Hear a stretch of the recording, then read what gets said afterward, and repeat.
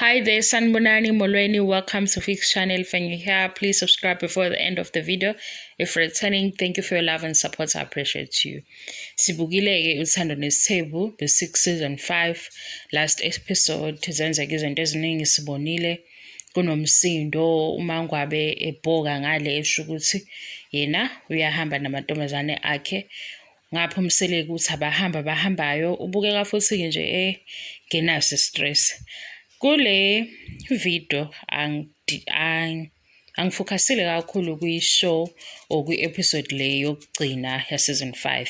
Umbuzo nje nawe engibuza wona ukuthi mawubuka from season 1 to season 5 ikhona into oyifundile from i-show, kukhona okugxekayo, kukhona okuncumayo, mawubheka isintu ney'ndaba zamasiko kukhona oku-understand-ayo noma ukubuka ukuthi kuhamba ngohlelo, because ekugcineni izinto ezivela ku-TV kufanele kube ne-impact ekhona, kufanele kube khona la sicosha khona, kube khona la sigxeka khona. So my question to you, ufundeni-ke ubuka from season 1 to season 5 lezi ngxabane bezikhona mawubuka ne-family set up?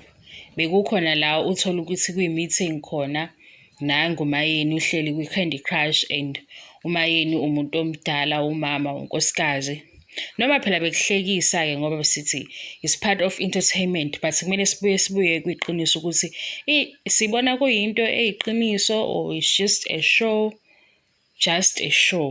kusebenza lelo gama, or reality show, or kufanele sifunde as umseleki ehlelesha ukuthi uyindoda yesintu.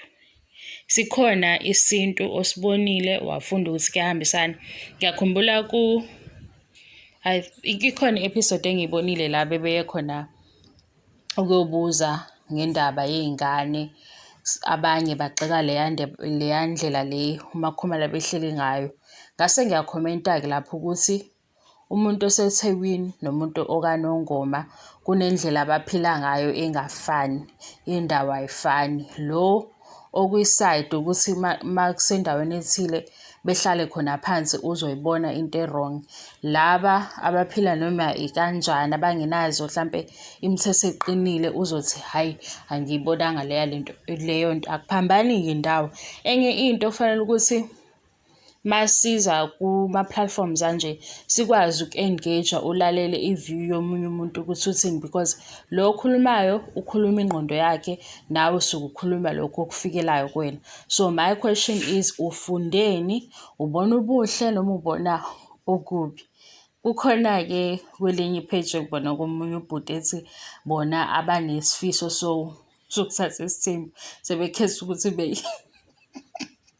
ngiyaxolisa into uma ingihlekisa ngikwazi ungahleki. Sebekhetha ukuthi beyeke ubuka le show ngoba sebekhathele ukubona umseleki ehleli ecomplain-a, ekhala useyabathusa manje.